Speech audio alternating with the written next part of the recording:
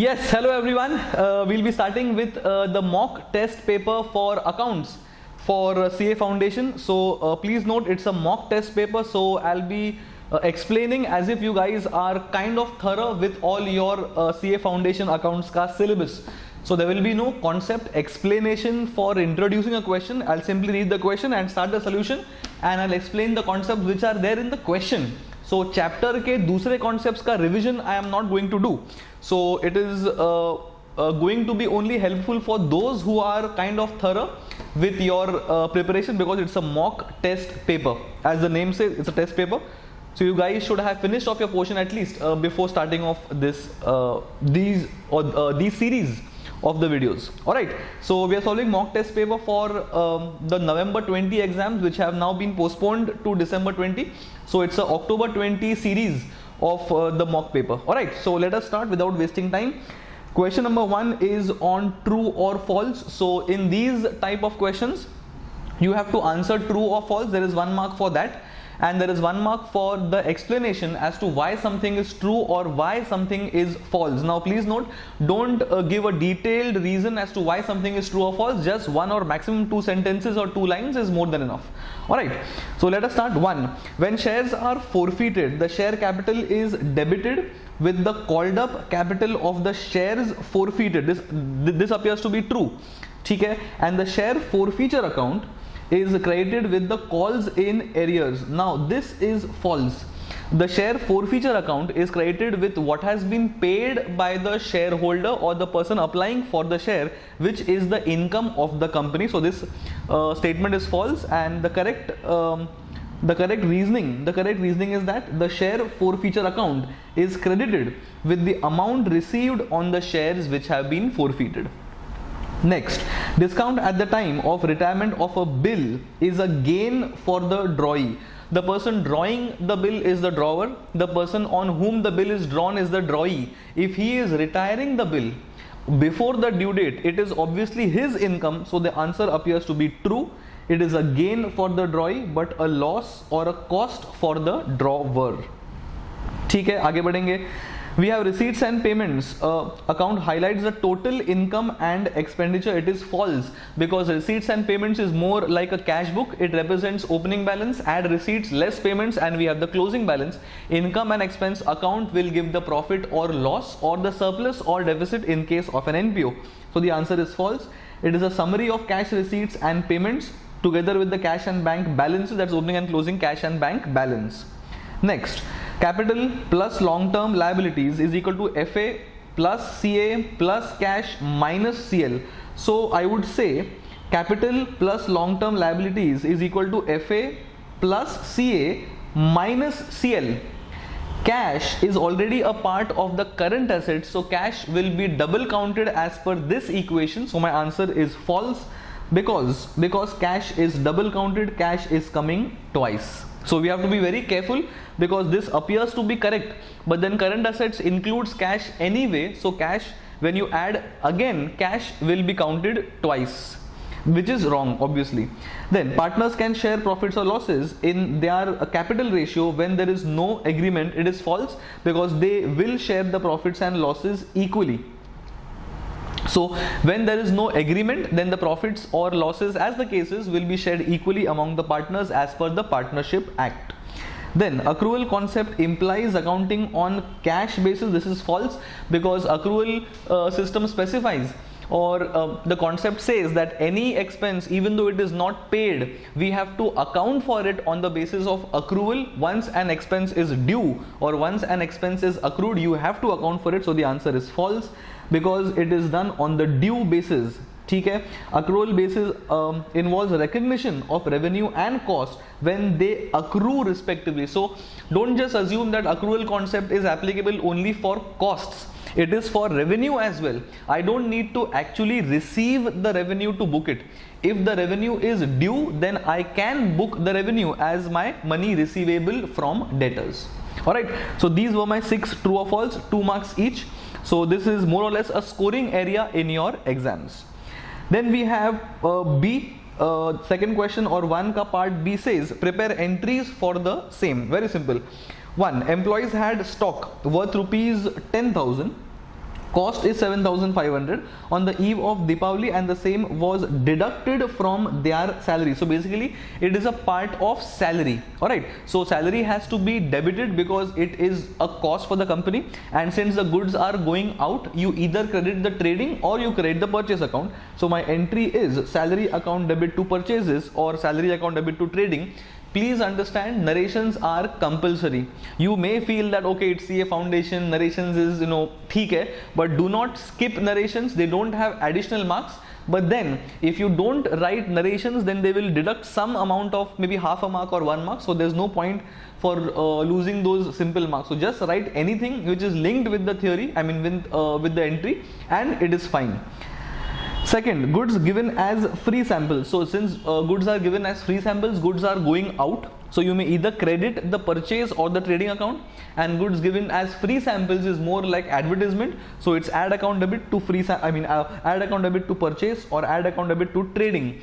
The effect in the books of accounts is trading account credit side because goods are going out, but then it is a cost of the company as far as the advertisement is concerned. So you debit advertisement in the profit loss account. Next, income tax liability of the proprietor for so and so was paid out of petty cash. Now we all know for a fact that income tax of proprietor is more like a drawings. So we debit drawings and we credit petty cash. That is drawings account debit to petty cash. At the end of the year, drawings are going to be transferred to capital. So we show capital less drawings. Then we have purchase of goods from Naveen at the list price of 2,000. He allowed 10% discount. So if he is allowing a discount, that means we are purchasing from him. So it's a purchase for us. And if he has given trade discount will never be accounted. We knock trade discount off from the rupees 2000 itself. So it is 1800. Okay? Cash discount was also allowed for quick payment. So we'll assume that the cash is paid. So what I'll do is I will debit the purchase for 2000 less 10%, that is 1800. I'll credit cash because cash must have gone out. Cash is 1800 less 50, and 50 is our income because it's a cash discount. So it's purchase account debit with the gross cost of the goods. Gross cost means not 2000, it's 2000 less trade discount. Trade discount is always subtracted from the bill. Cash because that is the amount of cash outflow, and 50 since he has allowed discount to us, it is his cost but it is our income. Since it's cash discount, it will be a part of my entry. Okay, that is my 4 entries in question number 1, part number B. Moving on, third or part number C appears to be theory, that is discuss the limitations in case of evaluating the FS. So a couple of things has to be mentioned here, that your books of accounts only give your balance sheet only gives the picture on 31st of March. It does not give a picture of the future. It does not provide for inflation. There is scope or there is a chance of manipulation.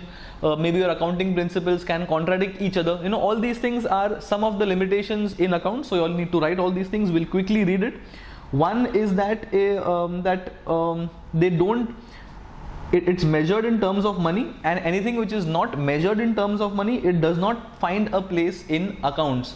So as we know, accounting is done for transactions, and transactions, only those transactions which can be measured in terms of money.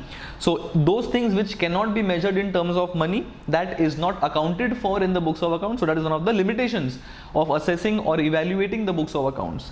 Then it only shows the picture, it does not take inflation, which we have read. Accounting principles may conflict each other.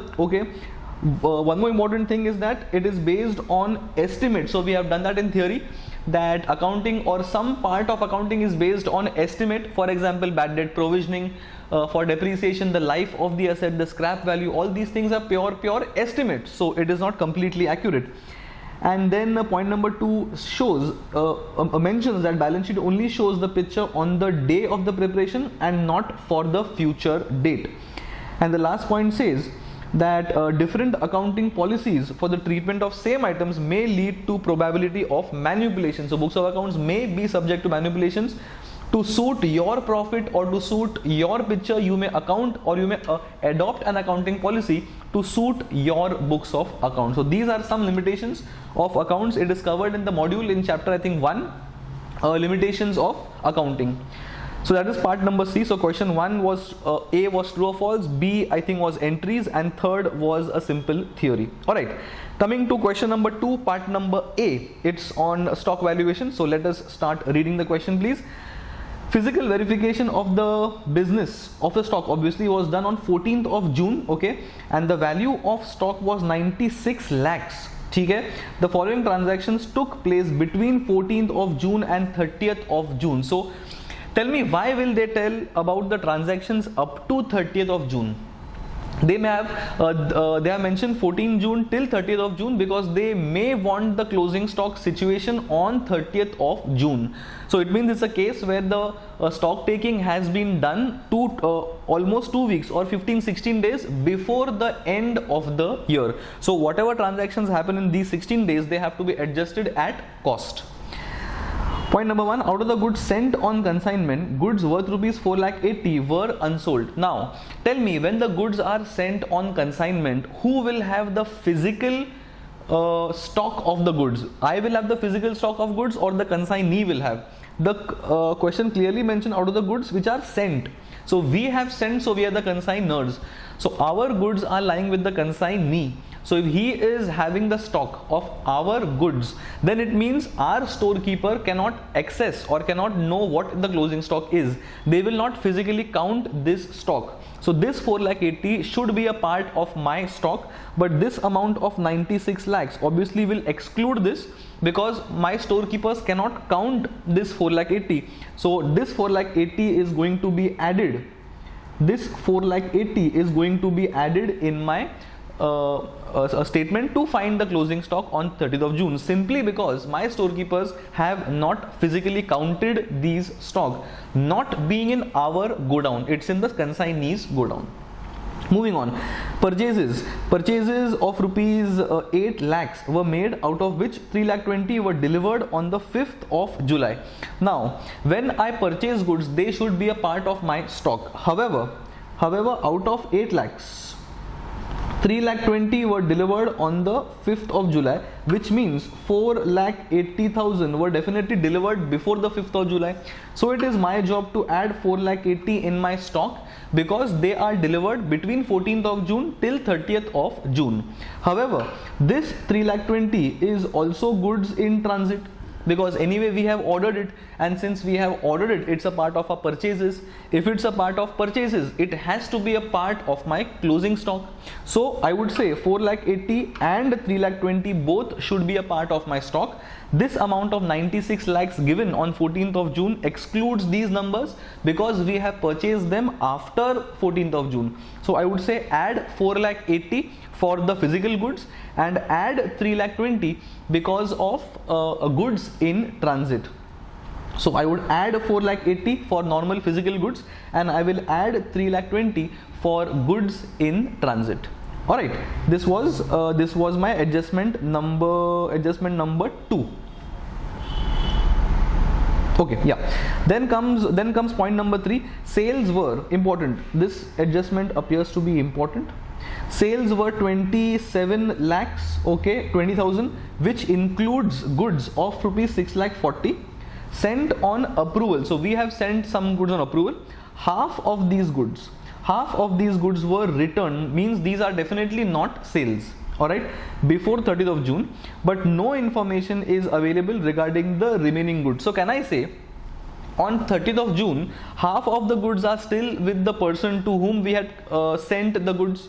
Yes. Has he approved those half? No.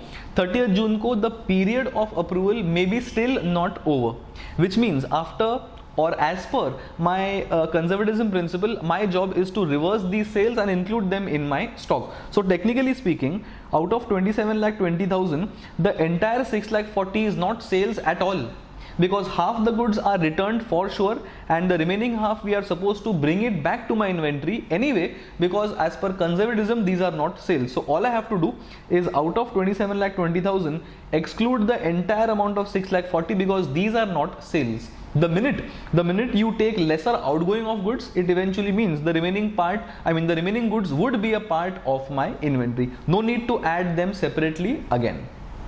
Okay, but then this amount obviously will be important, this is going to be at selling price, so it is my job to adjust the margin and only add the cost of the goods, I mean to adjust the cost of goods. Then goods are sold at cost plus 25%, so that's my margin. It is cost is 100, margin is 25, selling price is 125, so it's 1/4 of cost and 1/5 of selling price. However, goods costing, important, goods costing 4,80,000 have been sold for 2,40,000. So can I say if 4,80,000 goods are sold at 2,40,000, are these normal in the business? Obviously not. That is because of which these are my abnormal sales. We'll treat abnormal sales separately for ease in calculations. And you're required to determine the goods of value of goods on 20 June. Now what the ICA has done, ICA has done these calculations differently. We will do it in a much simplified way, the way in which we have solved in the classroom. So as of now, these amounts are fine. So 96 is fine. 1 minute. 96 is fine, 480 is fine, 480 is fine, 320 is fine. I am only going to do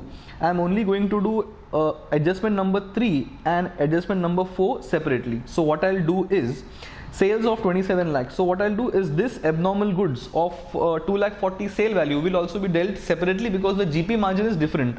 So what I'll do is out of 27,20,000, first I'll exclude 6,40,000 because anyway these are not sales, because half were returned and half we are anyway going to add in the stock. So rather than adding in a stock separately, you subtract from sales. Now goods of the value 4,80,000 were sold for 2,40,000. Now we have to exclude the sale value from the sales because the sale value must be a part of the sales and not the cost. So 27,20,000 does not include the cost of goods sold. 27,20,000 includes the sale value of goods sold, which is 2,40,000. So 27,20,000 minus my CAFC is not nearby unfortunately, so I'll have to do it on the mobile. 27,20,000 minus 640 and minus 240 appears to be 18,40,000. 27,20,000, 27 lakh minus 640, okay, and minus 240, okay, that is 18,40,000. This is the sale value of the goods sold, and this appears to be 125. So what is 100? So this into 100 minus divide by 125 appears to be 14,72,000. 14,72,000. This is what is going to require the adjustment as far as the sales are concerned. So if the sales are concerned, that means goods are going out from 14th of June till the end of June. Goods costing this much have been going out. So I will subtract 14,72,000. So I would do less 14,72,000. Now here this excludes the effect of the abnormal goods. Now abnormal goods costing 4,80,000 have been sold. So this is the cost of the goods, right? So this is also going out. Abnormal sales are excluded from 1472. So we are going to further subtract 4,80,000 because this is anyway the cost, and I am concerned only with the cost of goods. So this is also to be subtracted. So I will less 1472 and I will less 4,80,000 from these figures. So let us see if the amount ties up. So 96 lakhs. I would say add 480. This was discussed. I'll add 480 again. This was also discussed.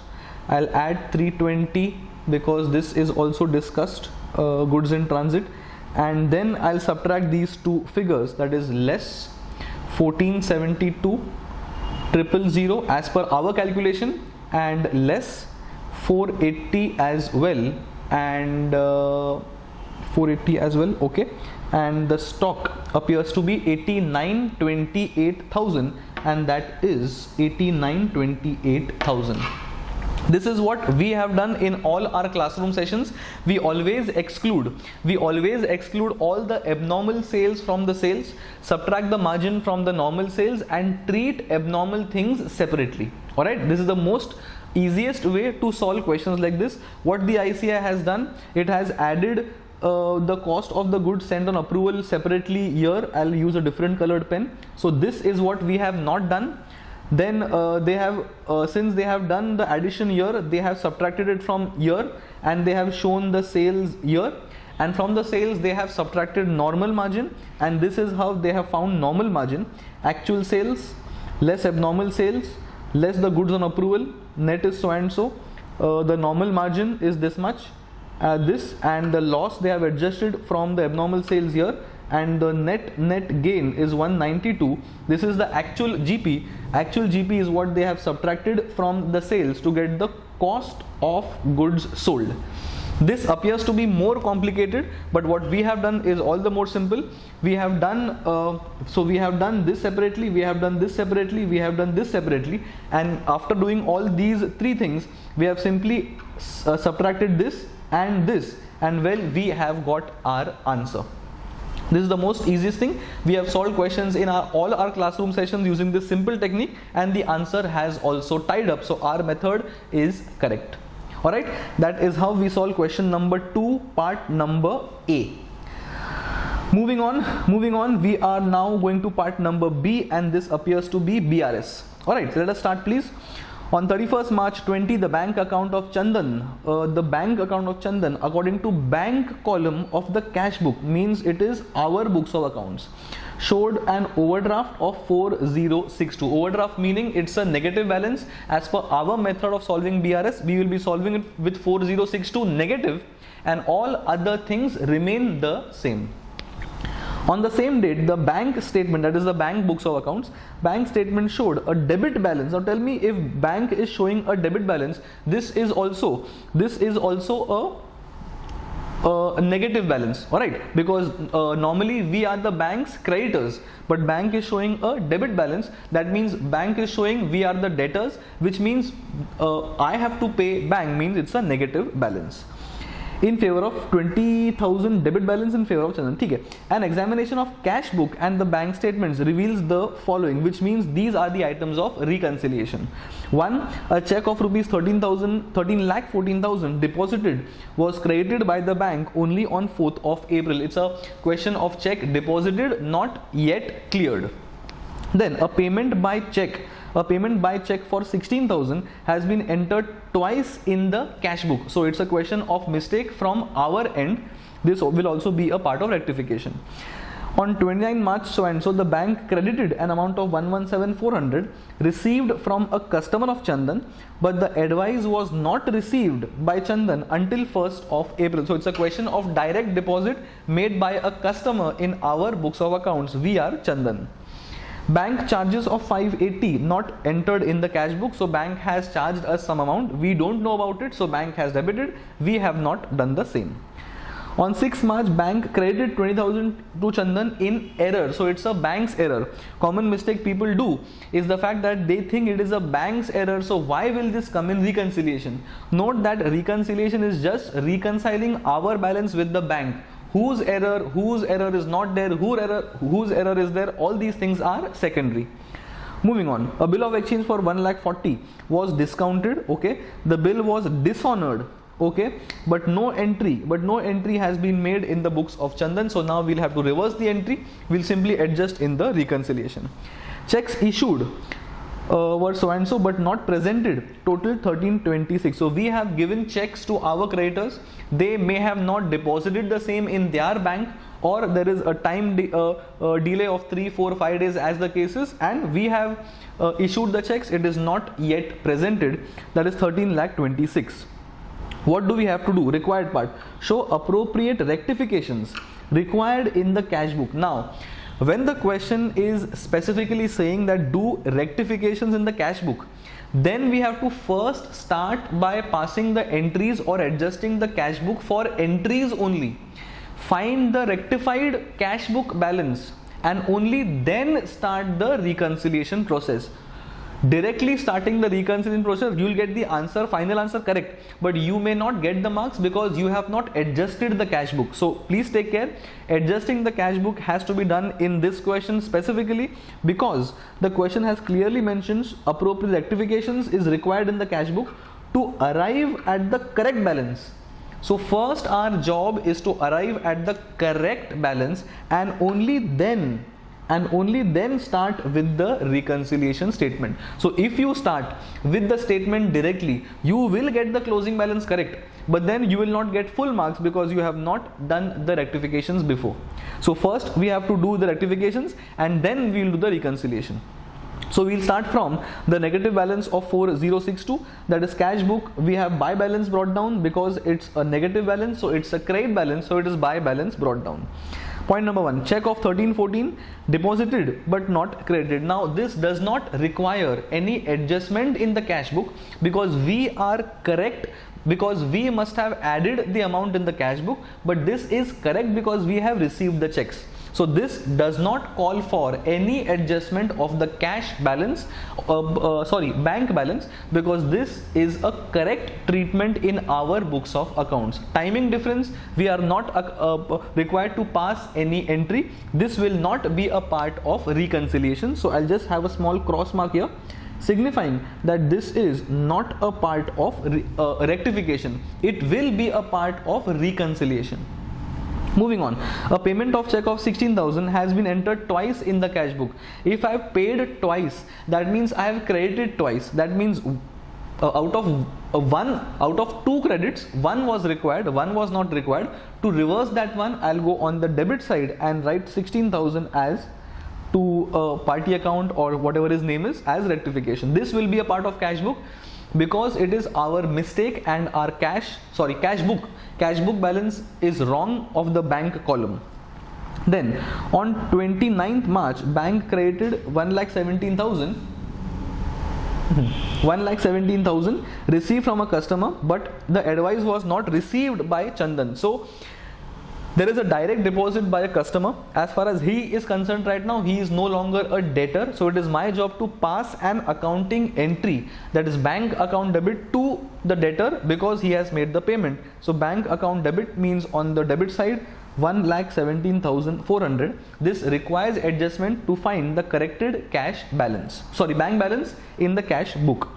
So 2 is gone, 3 is gone. 4, bank charges have not been entered in cash book. Now bank charges is a part of my cost.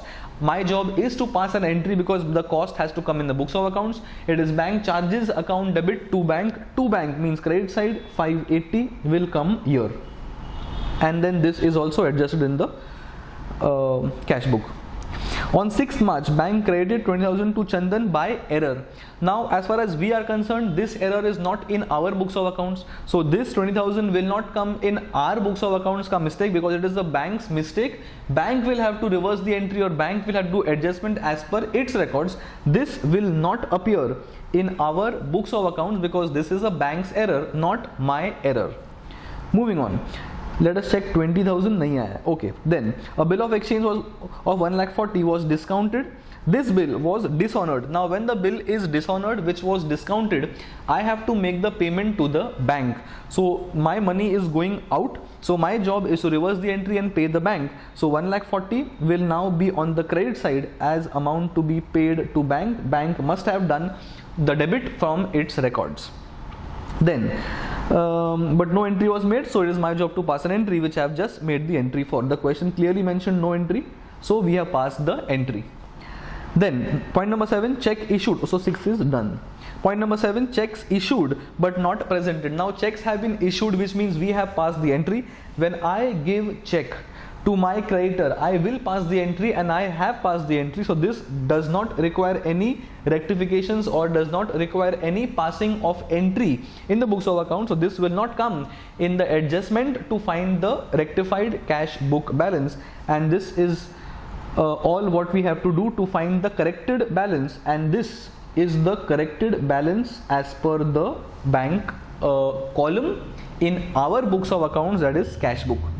Now that we have found out the rectified or the correct, that is the first part actually. Read the first part. To show the appropriate rectifications required in the cash book to arrive at the correct balance. So now we have arrived at the correct balance, and this is also coming on the debit side, means the credit side is heavier. It's a credit balance, which means we will now start doing the rectification from 11242. Again, it is an overdraft as per cash book. So overdraft as per cash book is what we'll start from for our purpose of reconciliation. Alright, now since we have done all these adjustments, only these three things, 1, 2 and 3 will be a part of reconciliation, because we have already adjusted our bank balance with the other errors. So these will again not come in the reconciliation. Okay, so we are starting from the cash book, and as per us, as per the method that we have done in our classroom sessions, when we start with the negative balance, we are going to start with a negative number. So this amount will be in bracket when we start the reconciliation as per our method in the classroom. Moving on. Check for 1314 deposited. So the check has been deposited, which means I have passed the entry. So my books of accounts will show a higher balance because I have shown a debit in my books of accounts, but bank has not. So my balance is more, bank's balance is less. I am traveling from my books to bank's books, which means I am traveling from more to less. When I am traveling from more to less, my job is to do subtraction. So I will subtract 13,14,000. So I will do less. So as per our presentation, 11,242 will be negative. As per our presentation, I will do less, 13,14,000.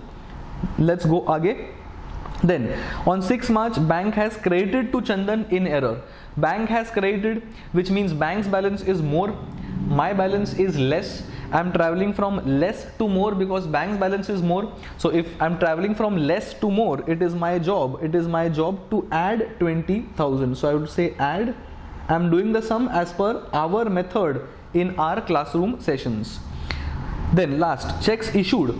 I have issued the checks, but the checks have not been presented. So my balance is less because it is a payment, and I am correct to record the outgoing checks. So my balance is less and bank's balance is more because they have still not been presented.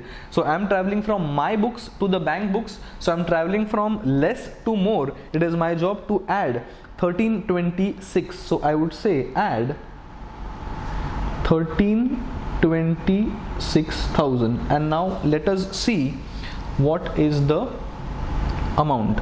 11,242, so minus 11,242 minus 13,14,000 plus 20,000 and plus 1326, 20,258, 758. 20,758 is the balance, and this balance is also here 20,758. So our BRS is also correct. Alright, so we have started from the OD as per cash book, and we have reached balance, and we have reached balance as per the passbook. Alright, that is how question number 2B 2A is done. Question number 2B is also done. That was on BRS. Alright, then let us now move on. To question number 3. Appears to be on consignment. Let us start. Gagandeep of Delhi consigned to Mandeep of Ludhiana. Consigned to Mandeep. So Gagandeep is the consigner, ठीक है, and Mandeep is the consignee, ठीक है. Goods to be sold at invoice price, which represents 125% of cost. So if the cost is 100, 25% is the loading content and 125 is the invoice price. Okay, then Mandeep is entitled to a commission of 10%, that's my commission rate, on sales at invoice price, and 25% 10% on invoice price, and 25% on any excess realized above the invoice price. We have done many sums like this where there is a graded commission. Invoice price X percentage, any amount realized above invoice price Y percentage on the excess content. Then the expenses on freight and insurance were 15,000. These are consignor's expenses. Account sales received showed that Mandeep has effected sales amounting to 1,50,000. So it's my price or the sale value of the goods which are sold. In respect of 75% consignment, so out of the goods which have been consigned, 75% of the consigned goods have been sold, which means 25% as of now will be remaining in our stock. His expenses, which are selling in nature, are 12,000. Okay, 10% of the consignment of the value 18,750 have been destroyed in fire. So simple, out of 100% of the goods which are consigned, 75% goods are sold and 10% were destroyed, which means 15% are remaining in closing stock. One more thing, if 10% of the goods are having a value of 18,750, which means 100% of the goods will have a value of 187,500, and that is the invoice price of the full or the full amount of the goods consigned. Okay, that is my interpretations from the data which is given to us in the question. Mandeep remitted it.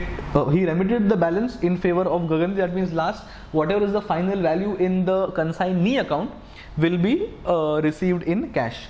Prepare consignment account in the books of Gagandeep along with the necessary calculation. So we are not preparing the consignee account because it has not been asked. Simple regular question. We have done many questions like this, and I think we have discussed a question like this in some of the RTPs or the test papers. I don't recollect. The numbers seem to be which I have seen in the past as well. Alright, so let us start by preparing consignment account. As I said, we'll be starting from this number. 10% is 18,750, so full value is 187,500. This is going to correspond to 125. So what is going to correspond to 100? 187,500 into 100 divided by 125 is the cost of the goods, and the balancing figure will be the loading content. Alright, so consignment account is going to be debited with the full value of the goods, the invoice price of the goods. Then we subtract the loading content, that appears to be 37,500. Have they shown the workings? Yes, 187,500 into 25 upon 125, that is the loading content of the goods which have been consigned on the credit side as buy goods sent on consignment. Then to cash, because these are consignor's expenses. Then to consignee, because these are consignee's selling expenses. Okay. Then comes commission. Now what is the value of the goods sold? Simple, if 1,50,000, sorry, 1,50,000, okay, 1,50,000 is the sale proceeds, sale value of 75% of the consignment. So if 187,500 is the 100% content, then 187,500 into 75% content, this will be the invoice price of the goods which are sold. This will have a commission rate of 10%, and any difference between 1,50,000 and the invoice price of goods sold, that will be subjected to 25%. We have done many sums like this. Let us see what the ICA has done. Commission, invoice price of the goods sold is 75% of the invoice price, that is 140. This will be compared to the actual value of the goods sold, that is 1,50,000. Any surplus will be subjected to additional commission. So he will get commission 140 into 10% and this into 25%. Let us check. 140 into 10%, we have just discussed this, and 9,375 into 25%, we get the value of 16,406. Consignment account debit to consignee, because it is a cost of the consignment and the consignee is our creditor. So consignment account debit to consignee, and 16,406 is the value of the commission. Now coming to valuation of abnormal stock, the question mentioned that I think 10% of the consignment value was destroyed by fire. Alright, so the working is going to be the cost of the goods, right? So the cost of the goods is, how much is the cost of the goods? The cost appears to be 187,500, but that is with the loading content. Okay, so loss at invoice price appears to be 18,750. okay, this is the invoice price. So what is the cost of the goods? So if the cost of the goods was 1,50,000, then 10% of the cost of the goods is going to represent the cost of the abnormal loss, and abnormal loss is always going to be recorded at its cost. Irrespective of we getting a claim from the insurance company or not, abnormal loss will always be valued at cost. Alright, so this 15,000 is the cost of the abnormal goods, and we will also take the consignor's proportionate expenses, that is 15,000 ka 10%, that is 1,500. This appears to be the cost of the abnormal loss. This is going to be on the credit side of the consignment here, and the second effect is going to be the debit side of our normal general profit loss account, because this abnormal loss will be considered as a business loss, not a consignment loss. Alright, now and selling expenses, these expenses will not be coming in the valuation of abnormal loss, because abnormal loss will only take those costs up to the time the goods reach the go down, or up to the time the goods are lost. Any expenses after the goods have reached the consignee's go down are not to be taken for abnormal loss valuation. Moving on, one last thing is left, the closing stock. As we have discussed, closing stock appears to be 15%. Here we have discussed this 15%. So I will take 15% of the goods sent on consignment. I will take 15% of the consignor's expenses. This will be the invoice price of the closing stock. From this I will subtract the margin of that loading content as stock reserve. So let us see what the ICI has done for stock valuation. 187 is the full value of the consignment. Expenses are 15,000, and 15% is the closing stock content, that is 100% minus 75% sold minus 10% destroyed, 15% of the cost of goods. This is the invoice price of the closing stock. This will be on the consignment account credit side as this stock of the consignee. However, this amount of 30,375 is using 202, and this amount of 202 is using 187, and 187 includes loading. So my job is to also subtract that content of loading, which is a part of 30,375, and since the loading content is I think 37,500 here, even 15% of 37,500 will be a part of 30,375.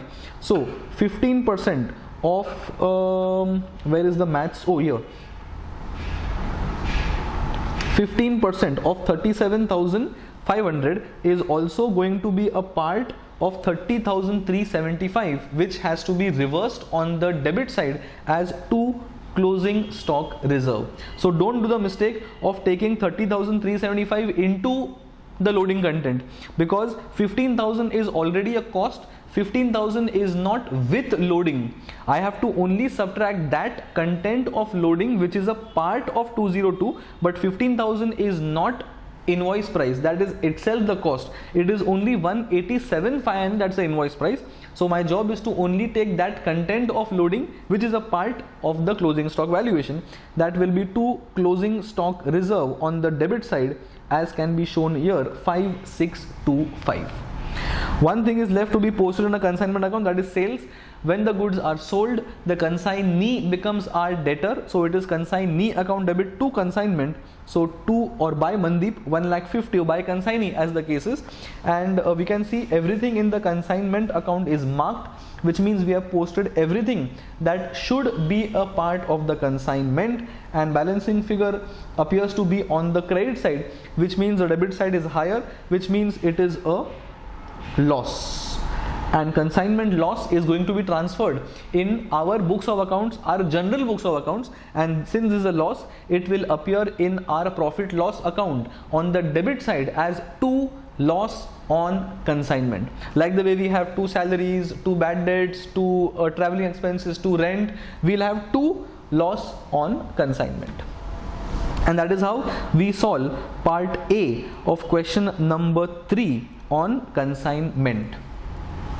Okay, only the stock valuation part was interesting comparatively. All other things were fairly easy. So let us go to part number B. Appears to be a question on account current. Account current? Yes, account current. Alright, so let us start reading question number 3, part number B. Let's start please. On 1st Jan 2020, okay, on 1st Jan 2020, Ankur account in Varun ledger, okay, showed a debit balance of 2,500, okay. The following transactions took place between Varun and Ankur during the quarter ended 31st March 20, okay. So we have goods, Varun sold goods, Varun received promissory note, Ankur sold goods, Varun sold goods, Ankur returned goods, Ankur sold goods, Varun sold goods, Ankur sold goods. So it's a good sum, I would say. It's a good sum to revise account current because there are many transactions here for purchase and sales, and very few sums we have so many transactions. Normally we have 3 or 4 transactions, so it's a good sum to revise. Then accounts were settled on 31st of March, okay. By means of a check. Prepare account current to be rendered by Varun to Ankur. So if Varun is giving the account current to Ankur, it is going to be books of Varun and there will be an Ankur account. Alright, ठीक है. Then taking interest into account at 10% per annum, compute interest to the nearest multiple of a rupee as usual. Okay, so that's my rate of interest. They haven't mentioned by the interest method or the product method, so normally we compute by the product method. Now the year is 2020. This actually is a leap year, but the ICI has done the sum taking 365 days. So either they have forgotten to mention the fact that you take 365 days, or there is a mistake in the number of days calculation. If you take 2020, then it is your job to take 29 days of Feb, but the ICI has done all its calculation taking 28 days of Feb. So I would recommend, if there is a leap year, you always write a note that we have assumed that we are doing the calculation as per 2020 and 2020 is a leap year, so we have taken 29 days of Feb, but the ICI has not mentioned any note, so there is one days calculation error in the solution. Let us start. Opening balance, it is 2 balance brought down 2,500. So we have 2 balance brought down 2,500. Now take number of days. So what we do is, since it is opening balance, the day of the opening balance will also be calculated or included in number of days. So 31 days of Jan, I would say 29 days of Feb because it's 2020 and it's a leap year, and plus 31 days of March appears to be 91, but the ICI has taken 90. That's what I have mentioned. In all the number of days calculation, one day will be more if we do calculations as per leap year, and then we also have to take 366 in the denominator while doing our calculation. It seems the ICI has simply taken this sum from one of the previous years MTP or RTP, and they have simply changed the year, but they haven't taken the 29 days in the solution consideration. So solution B, they have done the copy paste from the old solutions. This is probably an error from the ICAI's end. Okay, so days will change, and then product is nothing but number of days into the amount. Next in line is Varun sold goods to Ankur. It is books of Varun, so it is sales for me. So Ankur account debit to sales on Jan 11. Jan 11 is 2 sales. 2 sales and number of days. Number of days in case of sales, they haven't mentioned the due date, so due date is itself Jan 11. Number of days is going to be 20 days. 1 minute. 20 days of Jan because 31 minus 11. 29 days of Feb because it's a leap year according to us, and 31 days of March appears to be 80. 31 plus 29 is 60, 60 and 20 is 80, but they have taken 79, and number of your product will accordingly keep on changing. Then we have Varun received a promissory note. So if I have received promissory note, it is nothing but a bill receivable for me. My entry is going to be BR account debit to Ankur, matlab by bill receivable Jan 24. It is by bill receivable Jan 24, amount is 2,500, and the question says it is for 3 months, right? 3 months. So 24th Jan and 3 months is 24th of April plus 3 days of grace appears to be 27th of April. Since 27th of April exceeds 31st of March, it's a question of red ink product. Alright, so what we do is we post the amount in the amount side normally, and this 27 days and this this product will be posted on the debit side as per the kind of solutions we have done in our classroom sessions.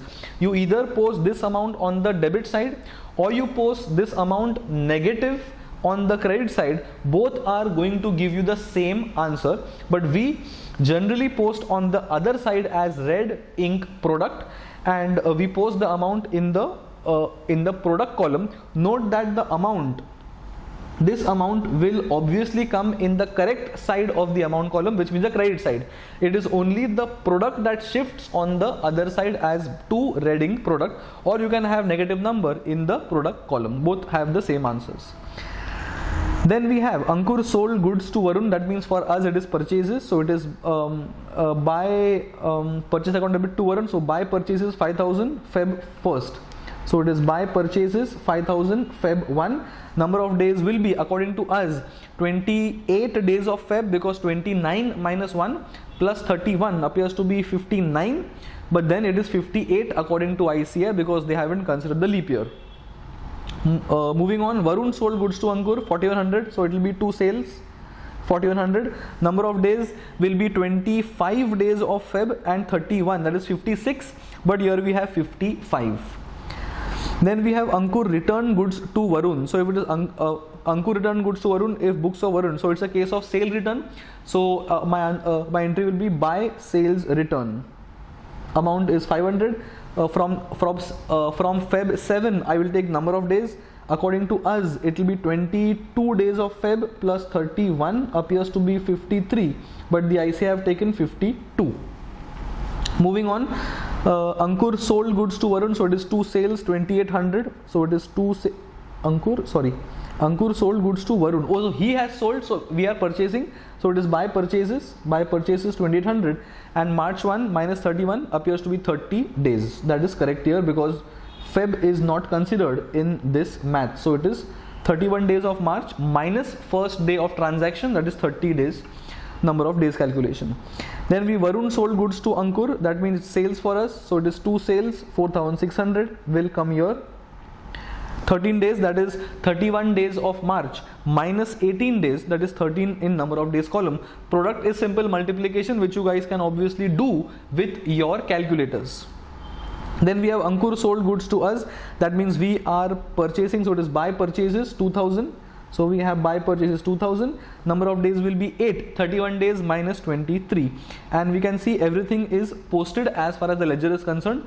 What we then do is we balance the product column, and the product column balance appears to be 398,800, and 398,800 into 10% into 1 upon 366 because we are doing as per leap year, but IC has not done, and this is what interest they have calculated. Wherever the product balancing figure arises, interest will go on the opposite side, however in the amount column. So we write to interest, this is important, in the amount column, and then once we post the interest in the amount column on the opposite side, only then we have the balancing figure in the amount column, and this is by balance carried down. But the question has mentioned that the amount was settled by means of a check, that is why we have mentioned bank. So do not write by balance carried down, it is to be mentioned by bank, because the question is clear that it is settled by a check on the last day, and the amount is 1510. This is the amount that has to be settled as per the average due date concept. Done. So question number 3B is also done. Important question, I would say, for revision, especially because it's a leap year. So I would say 29 days should be taken and 366 days should be taken for interest computation, but the ICI has forgotten, or it has taken solutions from the previous year where the year must have been 18 or 19, in which case the answer appears to be correct. But since it is 2020, I should take 29 days for Feb and 366 days for interest calculation. Alright, this was question number 3B as well. Question 4A is on NPO. We have done 3B, so we'll take a small break here, and 4A, 4B, 5A, 5B and 6A and 6B will be done in the next session. Now 1 hour is done, so let me also take a break, you also take a break. We will continue in the next session the remaining 6 questions for MTP. Yes, hello everyone, let us continue from where we left in the previous session. We finished off with question number 3B, which means we'll be now starting with question number 4A. Let us start please. The following information is taken from Rose Club and for the year 31st March 2020. Balances, we are having the opening and closing balances of sports material amount due, that is the creditors for sports material. Then we have subscription due, opening, closing, and subscription received in advance, opening, closing. Subscription received in the year is 1125. This amount is going to appear in the trial balance as amount received as far as subscription is concerned. This will obviously include any advance, and this will exclude anything outstanding as usual. Payments for sports material, these are pure payments. Understand one thing, payments are not purchases. Purchases is what you actually purchase. Payments may relate to advance payments, payments may relate to previous year outstandings as well. So please do not equate payments with purchases. Find out the amount of subscription and the amount of sports material that will appear in the income expense account. So as we can see, it is not a full-fledged sum on the final accounts of NPO. It is a sum on a part of the concept of NPO, that is subscription and a payment of sports material. Now let us go step by step. As far as subscription is concerned, we normally start from subscription received appears to be 11,25,000, to which we add the closing outstanding, to which we subtract the opening outstanding, to which we subtract the closing advance, and which we add the opening advance. So from 1125 I will add 49,500, I will add 27,000, so I will add 47,500, I will add 27,000, and then I will subtract 33,750, I will subtract 33,750, and I will subtract 15,750. This is normally how I do my subscription. This is basic formula to find the subscription amount due that is going to enter in the income and expenditure account. So first part or one aspect of the question is done. Now second, that is the sports material. Now this is important. Sports material that is going to appear in the profit loss account, this is always going to be that amount which is going to be the consumed amount of the sports material. And as far as the consumption goes, it is opening stock of sports material plus the purchases of sports material and minus the closing stock of sports material. Do we have the opening and closing stock of sports material? Yes, this is my opening stock, that's my closing stock. Do I have my purchases of sports material? Do not equate this amount to purchases. this amount, if you assume as purchases, it will be wrong because these are payments. So what we do is we are going to prepare a small ledger for the creditors of purchases. From the amount from the ledger of creditors for purchases of sports material, we will post the opening balance. Opening balance appears to be 202,500 appears to be here.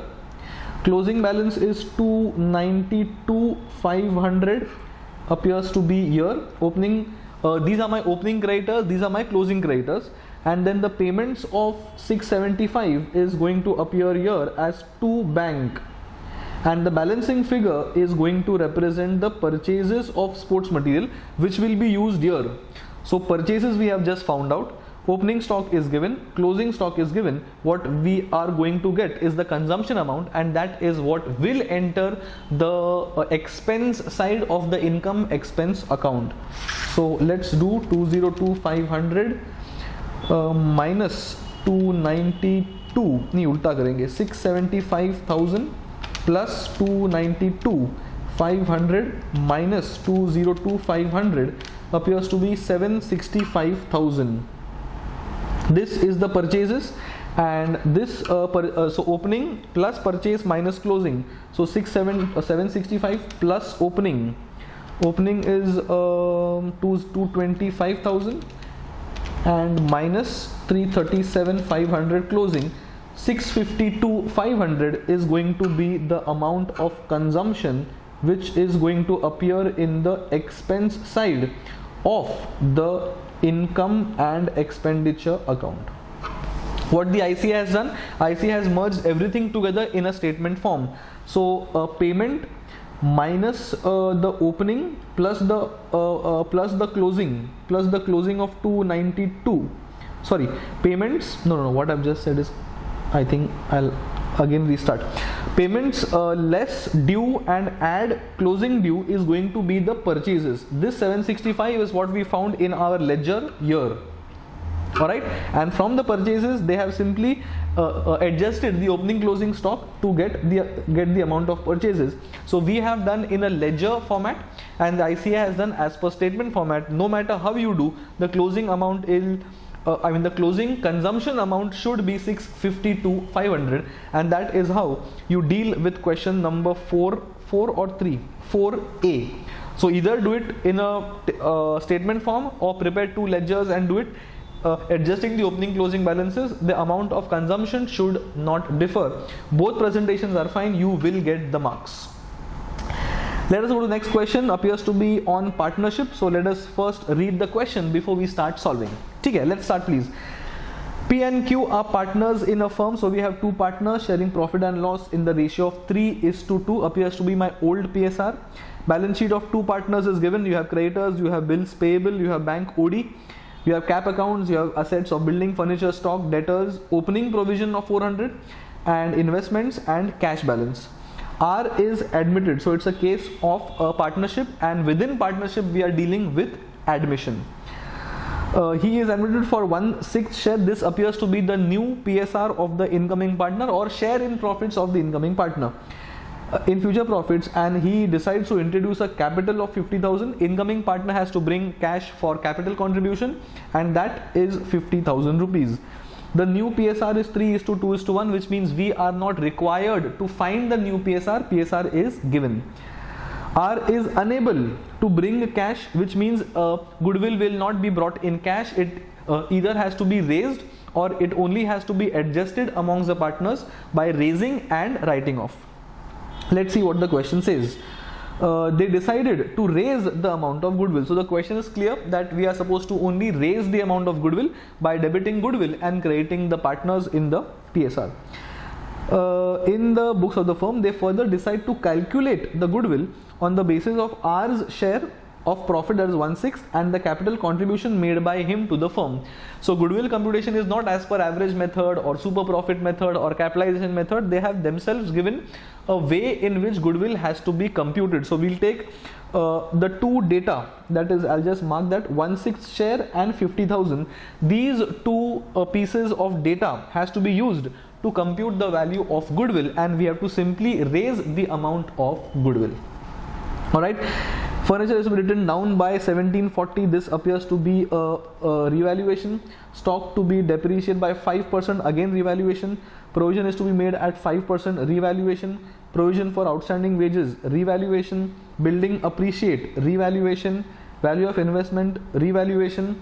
And creditors include 28 to be written off, revaluation. So we have 1, 2, 3, 4, 5, 6, 7 revaluations, and profit loss on revaluation goes to old partners in the old ratio. Then prepare reval account as usual and partners cap account and balance sheet of the new partnership immediately after the admission of R. As we know, once we deal with admission, we are not doing final accounts. We are only dealing with accounting for an event in the partnership, which is the admission. Alright, so first things first, let us go to the ledger accounts of the partners capital, and let's suppose their opening balances as 88 and 72 as buy balance brought down. So as usual, buy balance brought down 88,000 and 72. The first thing we normally do is transfer opening balances.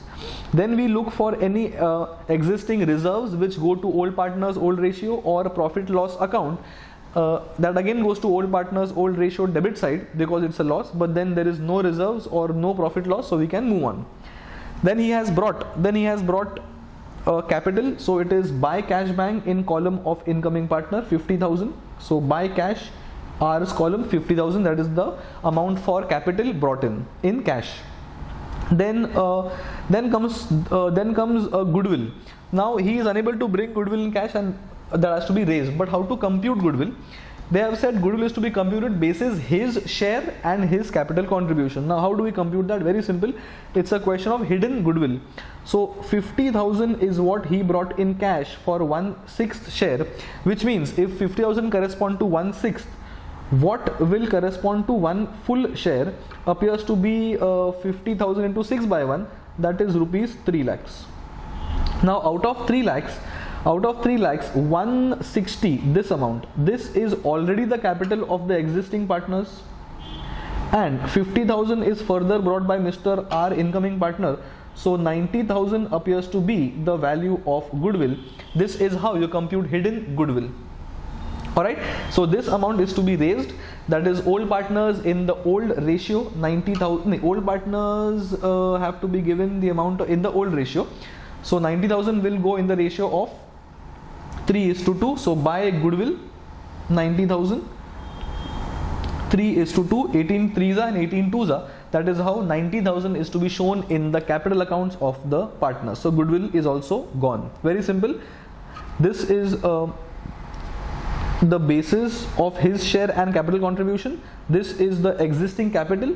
This is the capital brought in. Balancing figure, this appears to be the amount of hidden goodwill, which is sorted. Then moving on, then we come to revaluations. Furniture is to be written down by 1740. Written down means a cost, that is reval account debit side 1740. There you go, 1740. Then stock depreciate by 5%. Stock appears to be 42,800. So 42,800 into 5% is 2140. Again depreciate means debit side, 2140 is stock revaluation. Then we have debtors 5% for bad debts. Debtors gross appears to be 70,000. 5% appears to be 3,500. But this is the provision to be created, out of which 400 is already created, which means 3,100 is to be created on the terms of the admission. So 3,100 being a cost is going to go to reval account debit side.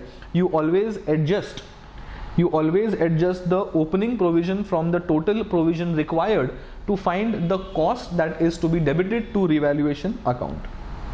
Then provision to be made, it's a cost. Outstanding wages for 3,120, it's a cost, so go to debit side of revaluation, and 3,120 is outstanding wages. When you make the new balance sheet, this is going to appear as outstanding wages in new balance sheet as well. Then building has to be brought down up to 58,400, appears to be 52,000 here, has to be brought to 58,400, which means it's a gain of 6,400. It's a gain, that means reval account credit side 6,400. Then we have, it is found that creditors of Then we have investments. Investments increased by 900. If it is said increase, it's a gain. It is by 900, that means 900 itself is the gain content. So on the credit side, I will have 900 as investment gain. Last thing, found the creditors include a sum of 2800 which is not to be paid off. Now generally we would have paid 2800, but now if we are not paying 2800, it means it is a gain, and gain meaning on the credit side of reval account 2800. As you can see, all numbers have been covered. 6400 plus 2800 plus 900 minus 1740 minus 2140 minus 3100 minus 3120. Amount tallies coincidentally. So coincidentally, it's no reval profit, no reval loss. So nothing goes to the partner's capital from revaluation account. Coincidentally, there is no profit or loss. Then well, that is the only thing to be done. So now we'll start balancing the partner's capital.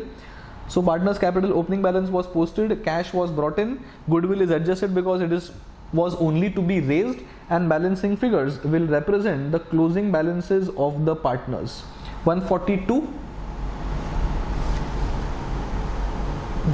142,000, 108,000 and 50,000. These are the closing balances of the partners, and now all we have to do is prepare a balance sheet. So balances will have 142, 108 and 50 coming from the partners capital account balances. Bills payable will be, so all other things which were there in the balance sheet which was original will continue coming. 8200 for bills payable, 8200 for bills payable, that will come. Bank OD 18,000, so that will also come as usual. Creditors will now be adjusted for the amount that is now not required to be paid, so adjust that for creditors. Outstanding wages is a part of revaluation, as we discussed. It will come in the new balance sheet. All the assets will be shown at their revalued figures, so revaluation, debtors with the new amount of the provision.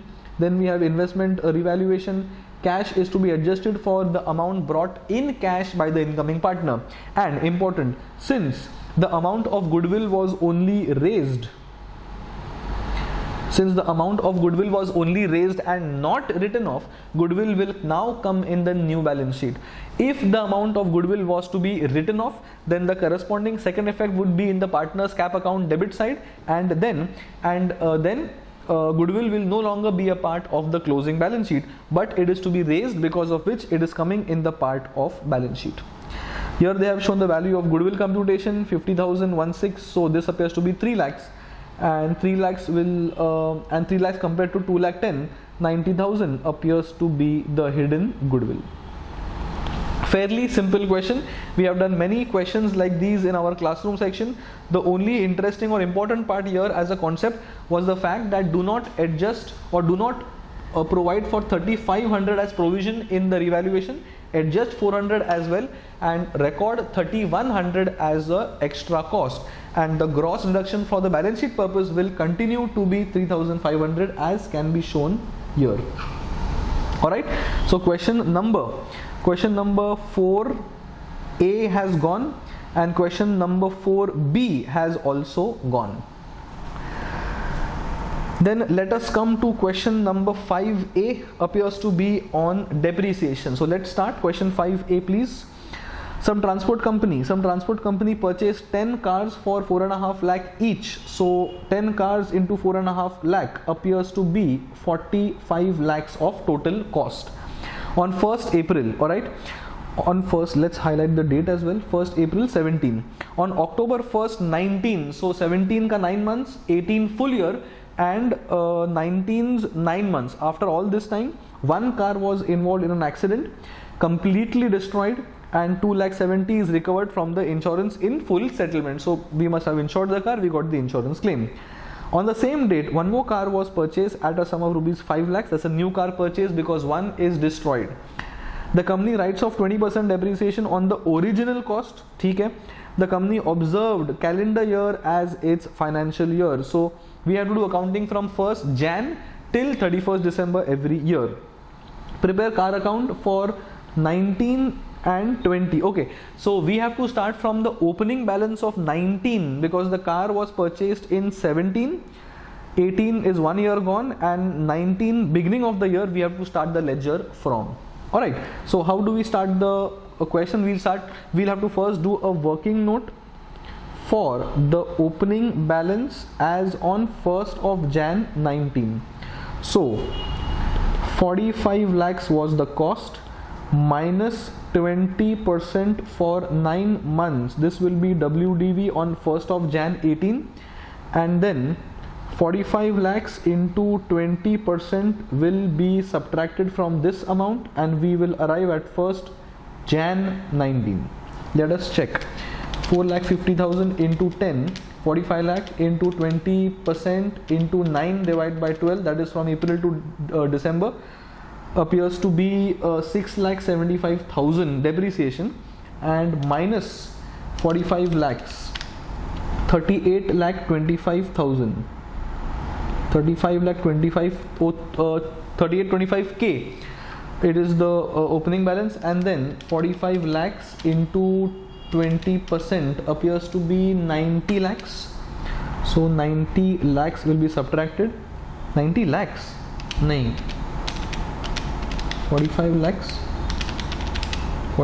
into 20%. Sorry, 9 lakhs.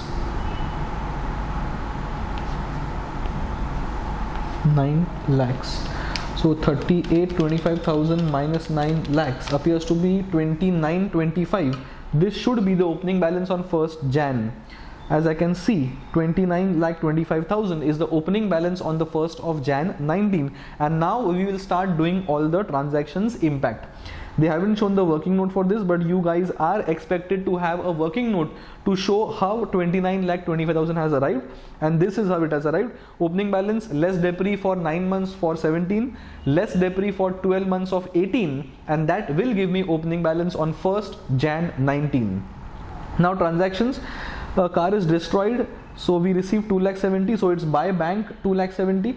That is a normal transaction. Then we have to account for profit loss on sale and depre for 10 months on one car. So 4,50,000, because it is SLM, 4,50,000 into 20% into 9 divided by 12 appears to be 675,000 or 67,500, sorry. That appears to be depreciation on one truck for 10 months, that is depre up till the point of loss.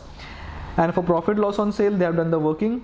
Original cost on the 1st of April less 9 months depre will arrive on 1st of Jan 18, less 12 months depre will arrive on 1st of Jan 19, and then we subtract 9 months of depreciation, we will arrive on 1st of October 19 when the loss happened. And this compared to my sale proceeds, this appears to be the profit on the accident or the abnormal loss of the truck or the car, whatever it is.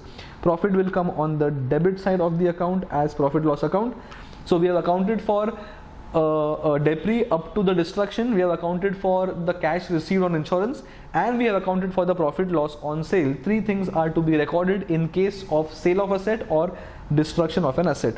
And then we have also purchased a new car, so it will come on the debit side as to bank 5 lakhs. And at the end of the year, we are going to compute depreciation.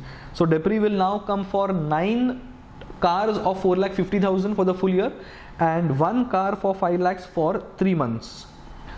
So 4,50,000 into 9 into 20%, and 5 lakhs new car into 20% into October, November, December, 3 months. So 450 into 9 into 20% M plus 5 lakh into 20% into 3 divided by 12 M plus MRC 835, which appears to be here 835. This is my depreciation for the entire year on the assets which are held by me. And closing balance is nothing but to buy balance carried down. Next year it is to balance brought down, and next year we will provide depreciation on whatever assets we have, that is 4,50,000 into 20%, 450 into 10, sorry, into 9, 4,50,000 into 9 into 20% M plus, and 5 lakhs into 20% full year M plus MRC 9,10,000, which appears to be 9,10,000 year. So for the last year, the maths, if you guys want to refer, 4,50,000 into 9 into 20%, because SLM full year, and 5 lakhs new asset into 20%, add both of them, you will get 9,10,000 depreciation, and balancing figure is the debit balance of the value of the assets at the end of the year. That is nothing but the book value of the remaining assets will come in the balance sheet as assets in the books of accounts. Simple sum. Only the calculation of opening balance of this amount was comparatively, I can't even say difficult, it was a little calculation intensive, but it's SLM, so it's all the more simple. But the ICI has not shown any working note. You guys have to show a working for the opening balance of the asset account. Sorted. This was question number 5A on depreciation, and now we will start with question number 5B, appears to be on final accounts, trading profit loss. Okay, it's a final account question, appears to be a little lengthy also. Let us start, please. The following is the balance of 31st March 20. Okay, so we have a normal trial balance. We have all the kind of items. There is bad debts also, there is carriage, OD, purchase, opening. So we have everything. We have also opening of provision. This is, and you also have provision for discount on debtor. So these two are important while calculation. Mistakes may happen here. So I'm not reading the TB because we'll do that while we read the adjustments. So there's no need to read the TB fully. Coming to adjustments, purchases include sales return of 5150 and sales include purchase return of 3450. So purchase and sale will have to be adjusted for purchase and sales return, plus the mistake which has already been in purchase. So purchase has to be excluding the sales return, and purchase also has to be excluded for the purchase return. So we have to do double adjustment. Goods withdrawn for own consumption included in purchase, one more adjustment of purchase. Create a provision for doubtful debts at 5% and a provision for discount on debt at 2.5%. This is my provision, so we have to do it separately as we have done in all our classroom sessions.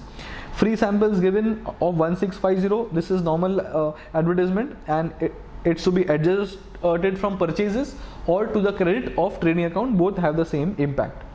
Wages for the month of April for installation of plant and machine amounting to so and so were included in wages. So as we have done, any charges paid for installation while buying the asset has to be going to asset account and not the expense account. So one more rectification. Bank OD secured against hypothecation of stock. Bank OD outstanding on 31st March is 80% of the real value of stock, deducting 20% margin. Okay, and after adjusting margin of 80% has been allowed to draw as an overdraft. So whatever value of the bank overdraft is given to us in the TB, that is 80% of the value of stock, and again uska 80% is what we have got. So we have to discount. So the TB amount of OD is discounted twice already for 80%. So bank OD appears to be 160. This divided by 0.8 and again divide by 0.8. So 0.8 has to be divided twice to arrive at the value of the stock, because it is discounted twice for the overdraft limit. Then debris is given on plant and machine at 15%. Note that the plant and machine has a correction. So debris has to be on the corrected amount of the plant and machine, and furniture at 10%. Pure depreciation, that is normal. Prepare trading profit loss as usual and prepare a balance sheet also. So it's a typical question of final accounts. We'll prepare trading account, we'll prepare profit loss account and a balance sheet as well. And purchases has to be adjusted a couple of times for purchase return, sales return, goods withdrawn, free samples. So all this has to be adjusted from the value of purchase. Alright, so as we normally do in all our classroom sessions, we first deal with all our adjustments. Let's give two effects to all our adjustments. Let's finish off all the adjustments, and only then will we start with posting the other things from the trial balance. First things first, I can see purchases. So what is the amount of purchase in the TB? Amount of purchase in TB appears to be 3,20,000 year. So what is required to be adjusted? 3,20,000 is the amount of purchases. First adjust the purchases because they include sales return. So minus 5150 because that's sales return. That's a part of purchases right now. Remove that. Then I have to also adjust the purchase return of 3450. So minus 3450 because purchase is to be shown as net. From this amount I also have to adjust 7,000 for the drawings. So minus 7,000 as well. And from this I have to also adjust the goods sample of 1650. Either you adjust from purchase or you transfer on the credit side of trading. Both mean the same thing. ICI has done from the purchases, so to tally the amount of purchase I am adjusting from here. Otherwise I could have shown the goods given as free samples from the trading account credit side. Let us see. 320 minus 5150 minus 3450 minus 7,000 minus 1650. The net amount of purchase in the trading account debit side should be 302,750 here. 302,750. That is the amount that has to be going in the purchase account as one effect. Now whatever things we have adjusted from the purchase, those will have to be also given the second effect for. So let's go step by step. This was, I think, sales return, so this will be adjusted from sales return. So let us also touch sales. We are going step by step. Now sales also include a purchase return. So what is the amount of sales? Sales appears to be, where is sales?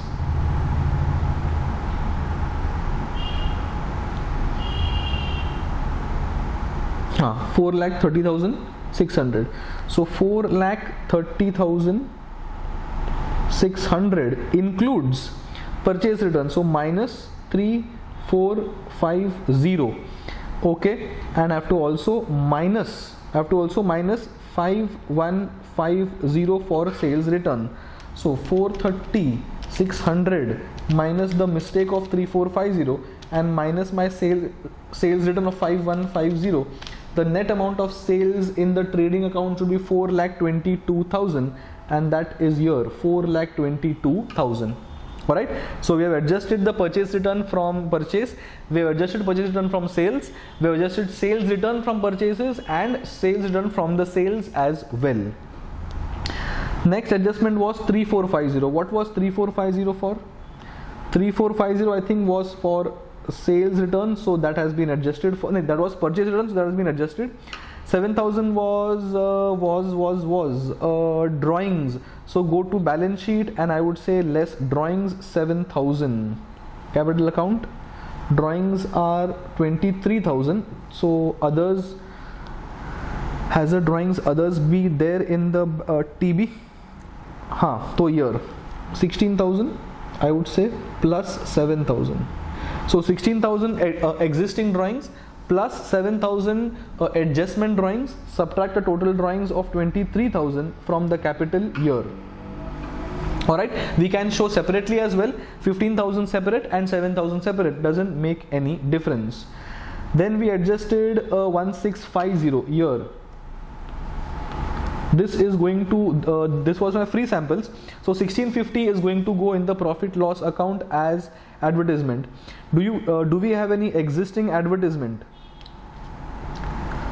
Yes, 6,700 here, to which I will add plus 1650. So 6700 plus 1650 is 8350, and that will be in the profit loss account debit side. You can again have it separately. Add expenses of the adjustment and add expenses of the TB. You can post separately. Agar strike, if you haven't understood, then you have to post separately, no problem whatsoever. Then we go to the next adjustment. Purchases is gone, goods withdrawn is also adjusted. Create a provision for bad debts. Now we have solved bad debts in a different way. How have we solved bad debts? Let us make a provision for bad debts account. This is how we have solved in all our classroom section. We start from the provision for bad debts account. First step, we write the opening balance. Opening balance will be in the opening balance sheet, that is 6,400 here. So we have buy balance brought down. 6400.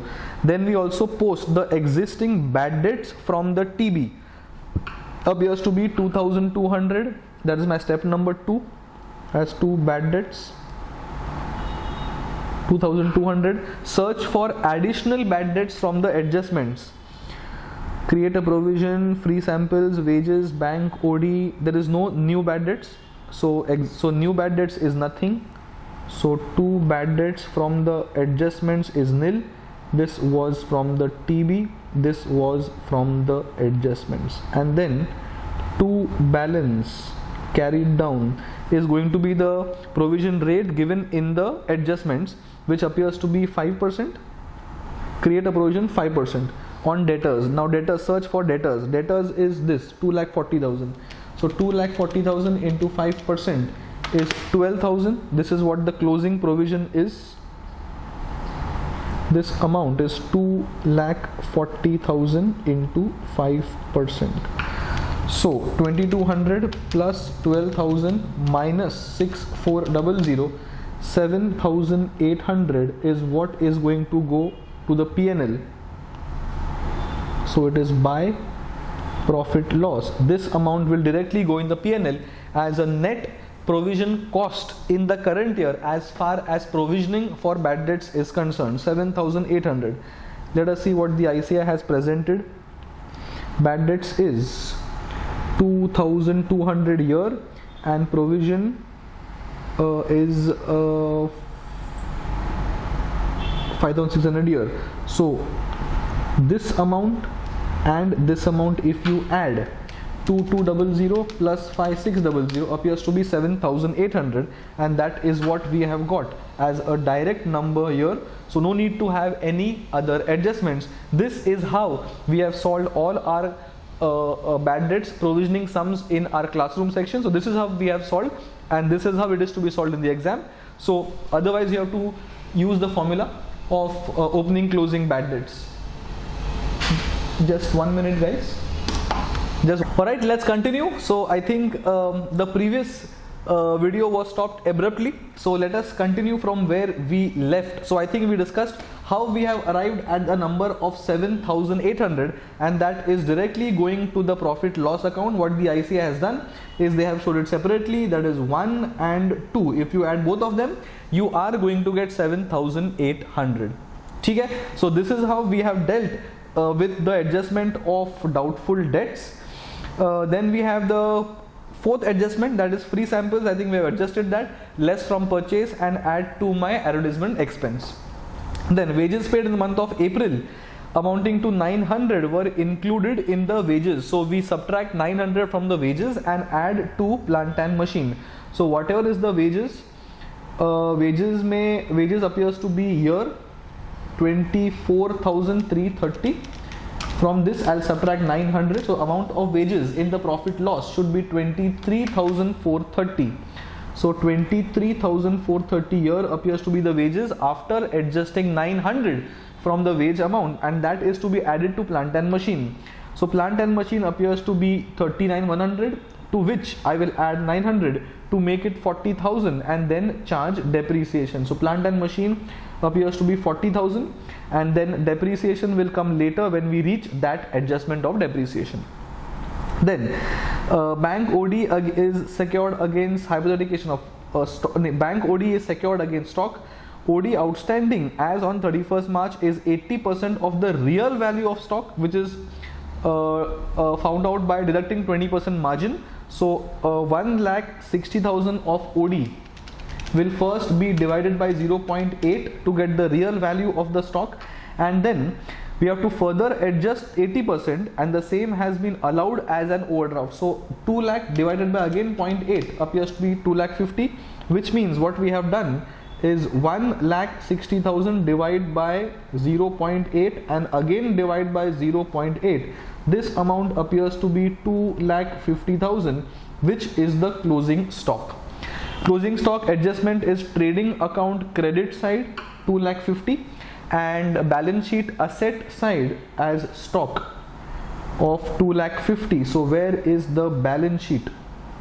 2,50,000 here. Sorted. That is my adjustment for closing stock. Then we have depreciation, 15% on furniture. Furniture appears to be 20,500, that is here. Adjust 15% for depreciation. So furniture and fittings 20,500 less depreciation, 10% or 15%? 15% on furniture, and okay, machine is 15% and furniture is 10%. So less 10% depreciation, that is 2050, and the amount will go in the outer column. And 40,000 is what we have found as the adjusted balance of debris of my plant and machine, less 15%, and amount goes in the outer column.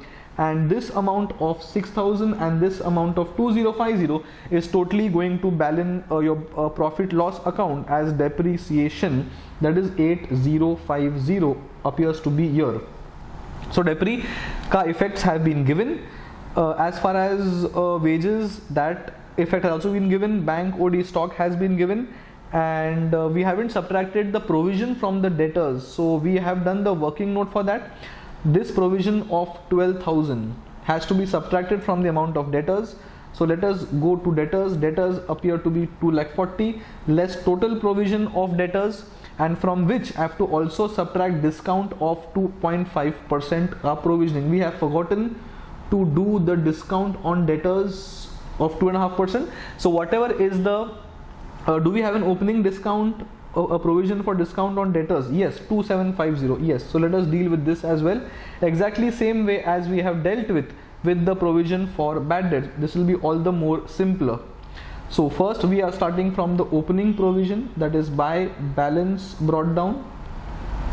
Opening provision appears to be opening provision for discount on debtors 2750. So we have 2750. Do we have any kind of discount as a cost in the TB? Search for it. Bad debt, salary, prepaid, carriage, no discount. So there is no discount. So to discount is nil from the TB. To discount is nil from the adjustment, and to balance carried down is going to be 2.5% of debtors.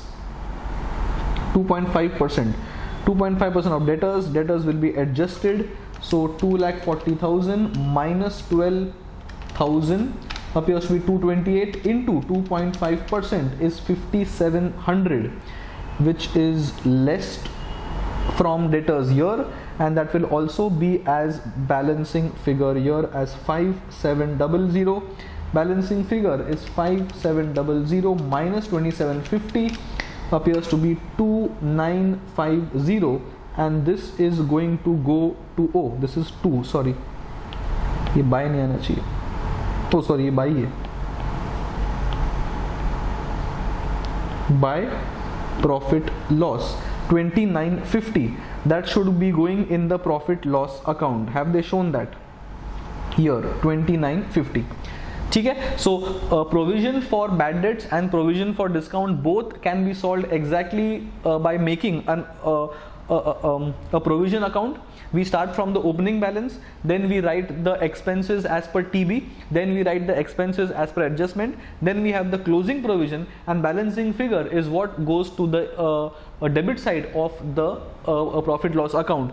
If balancing figure appears on the credit side in the ledger of provision, then the amount directly is posted on the credit side of the profit loss account.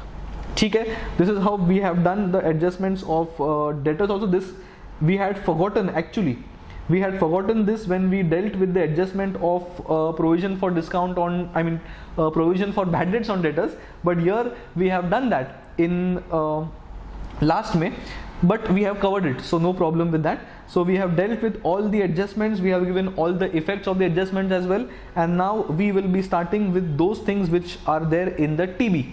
So let's go step by step. Plant and machine is dealt with, furniture and fittings is dealt with, OD has been dealt with, capital is 1,30,000, will go in the balance sheet as 1,30,000, gone. Then we have drawings. We have dealt with the drawings as well. Purchases 3,20,000, we have dealt with that as well. Opening stock will go to trading 64,500, so opening stock is dealt 64,500. Then we have wages has been adjusted for the mistake, provision has been dealt with, debtors have been posted, creditors 95,000, so go to balance sheet and creditors 95,000.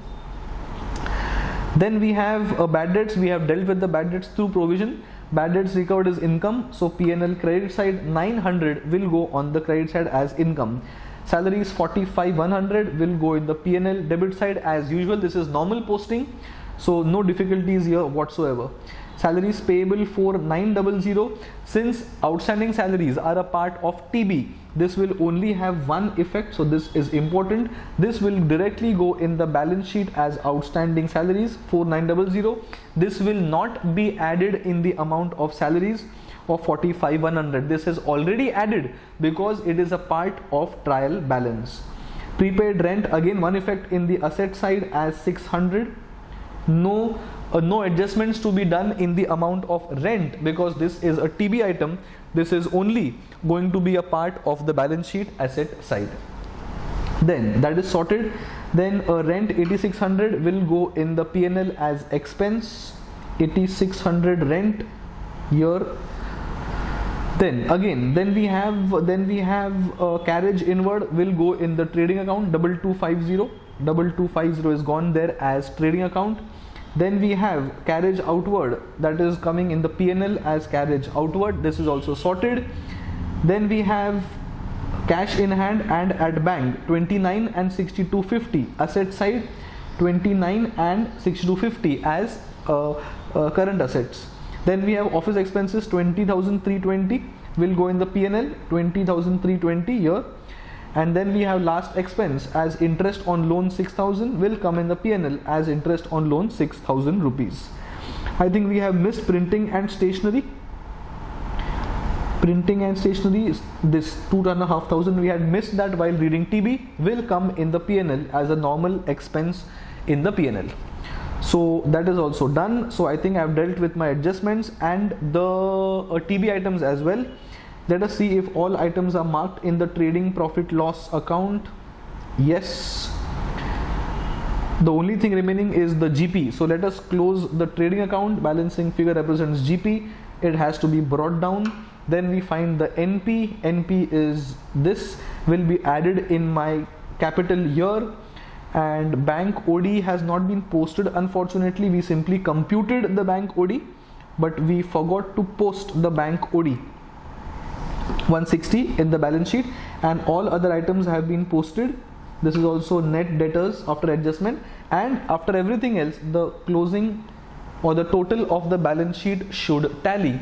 And that is how we have dealt with the question of final accounts. Fairly interesting. Many adjustments were there for purchases and sales, so I would say you all can revise the adjustments part of this question. Fairly interesting. And other interesting things were your provision for discount on debtors, provision for bad debts. So this was also important. It's a part of adjustment itself. So fairly interesting sum to revise on the last day, because this one sum has many adjustments to be covered, so it's a good sum to revise. Alright, so question number I think 5B is also sorted. Two questions are left, 6A and 6B. So let us go to question number 6. What have they done?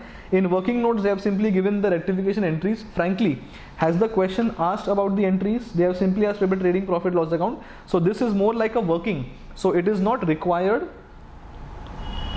So if you can solve this sum before or without passing the entries, these entries will no longer be required. So that is how we have dealt with final accounts. Two questions are remaining. Let us start with question number 6A. A company registered with an authorized capital of 4 lakh, 1 minute, marker, 4 lakhs, yes, into 2000 shares of 100 each, issued for subscription 1000 shares payable 25 on application, 30 on allotment making it 55, 20 on the first call making it 75, and the balance as and when required. So it's an issue at par. Application money was received on 1000 shares. allotment was made, allotment money was received in full, very good. When the first call was made, two shareholders failed to pay the amount on 100 shares each, that is 200 shares, we have not received the allotment money. And one more shareholder with 100 shares paid the entire amount, which means he has paid the final call amount during the first call itself. It's a question of calls paid in advance. The company did not make other calls, so final call was not made. Give the entries in the books of the company to record this transaction. Very simple question. One entry for application, one entry for transferring to equity share capital, one entry for allotment, then to transfer to equity share capital, then first call.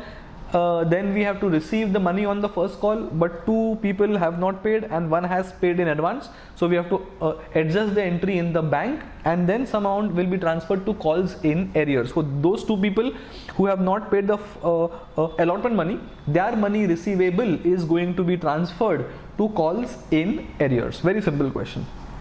First entry will be for application, that is 1000 shares at ₹25. Money is coming in, so bank account debit to application. Then we transfer the amount from application to allotment, so application debit, from application to share capital, application to share capital, same amount. Then we make the first call due, so we debit the allotment, the allotment due. I'm running one step ahead, apologies. So first we make the amount due on allotment, so equity share allotment debit to share capital, 1000 shares at 30 per share, because 30 is on allotment. Then we'll close the allotment when we receive the money, so bank account debit, because money will come in and there is no shortfall of money during allotment. Everyone has paid allotment money, so full amount will be received, so bank account debit for allotment money received, and we close the allotment account. So till now we have made the amounts due for allotment, and we have received the money, and we have received the money for application, and we have transferred it to share capital. Now comes the first call making money due. So it's first call account debit, that is making the money due to share capital, because shares are issued obviously, and this will be at the face value content. Now when the money comes for first allotment, on 200 shares we have not received the payment, and on 100 shares we have received the last installment as well. So can I say, out of how many shares issued, 1000 shares, can I say on 800 shares I have received the first call of first call was how much? I think 20. First call of 20 per share I have received, because 200 people have not paid, so this money I have got. And on 100 shares I have received even the last installment. What is the amount of last installment now? So out of 100 I would say 30 on application, 25 on application, right? 25 on application, 30 on allotment, 20 on first call, which means 100, 25, 75, 75 and 30, 45, 20. I think 25 rupees is still remaining. Yes, so this 25 rupees was received in advance on 100 shares. So 800 into 20 will be received, plus 100 into 25 will be received. 800 shares, how many shares? 800 into 20 M plus and 100 into 25 M plus appears to be 18,500. This is how we have bank of 18,500. Then 200 shares into 20 rupees. This is calls in arrears. So we debit the calls in arrears, that is rupees 4,000, that is 200 shares at rupees 20. Then 2,000 shares into 20 being the first call. This amount of 20,000 is going to go to my equity, that is gone. First call equity share. Okay, so first I'll transfer it to calls in arrears, that is this amount of 2,500, that is 100 shares into 25. And then since we have created calls in arrears, we close the share first call by transferring the amount of 20,000 rupees. Alright, this is how we have to pass the entry. In case of calls not received and calls received in advance. Bank because money is coming in, CIA calls in arrears because the calls are in arrears. We also credit the calls in advance, and balancing figure is to close the share allotment account, share first call account, because first call account is now closed and now calls in arrears have been transferred to the calls in arrears account, which means the first call account can now be closed. Since the question has specifically mentioned that the last call was not made, we will not pass any entry for final call due. Otherwise, it would be share final call account debit to share cap and bank account debit to final call, and final call will be received except that one person who has paid in advance. Alright, this is how the sum has to be solved, and this was on issue of shares. Fairly simple question.